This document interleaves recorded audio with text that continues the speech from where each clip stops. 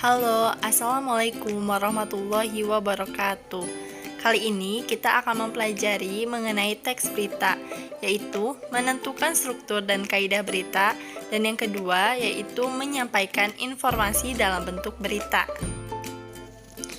Menentukan struktur dan kaidah berita. Yang pertama yaitu struktur berita.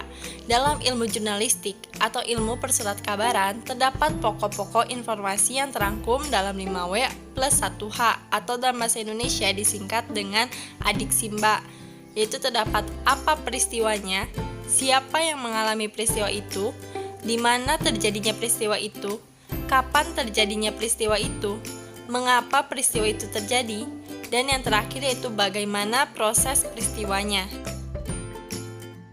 Keenam pertanyaan itu lazim ditempatkan di bagian awal pemberitaan yang kemudian sering disebut sebagai unsur-unsur berita.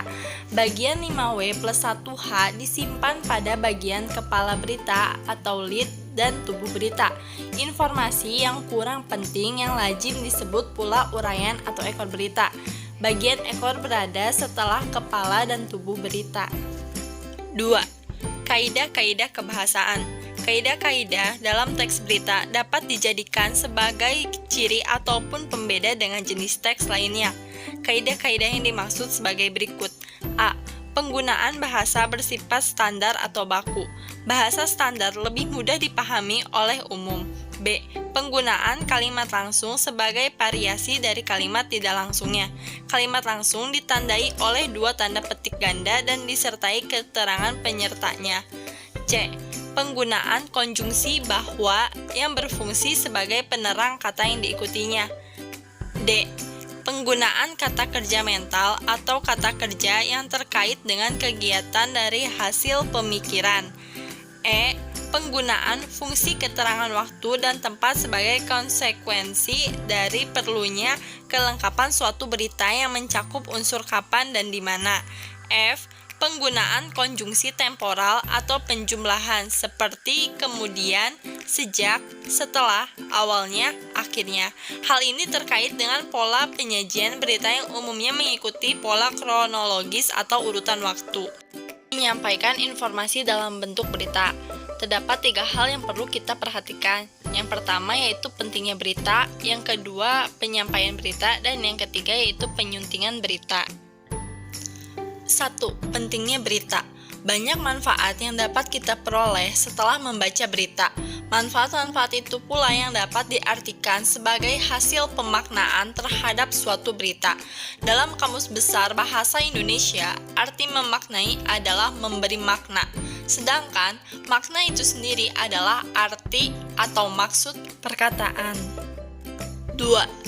Penyampaian berita. Adapun langkah-langkah penyampaian berita sebagai berikut. 1. Menentukan sumber berita, yakni berupa peristiwa yang menarik dan menyangkut kepentingan banyak orang.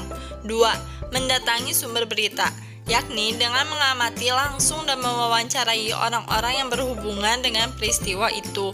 3. Mencatat fakta-fakta dengan berkerangka pola adik Simba.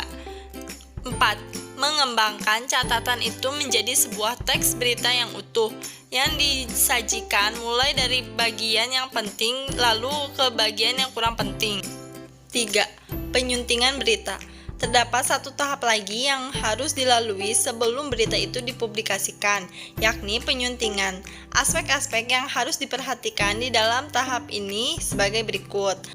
A. Kebenaran isi berita yang ditunjang oleh keakuratan fakta-faktanya. B. Kelengkapan isi berita yang ditandai oleh hadirnya komponen-komponen berita yang terangkum dalam rumus adik Simba. C. Struktur penyusunan berita yang dimulai dari bagian yang penting ke bagian yang kurang penting. D. Penggunaan bahasa yang terkait dengan keefektifan kalimat, kebakuan kata, dan ketepatan ejaan dan tanda bacanya. Sekian video pembelajaran kali ini. Terima kasih sudah menyaksikan. Sampai jumpa di lain waktu.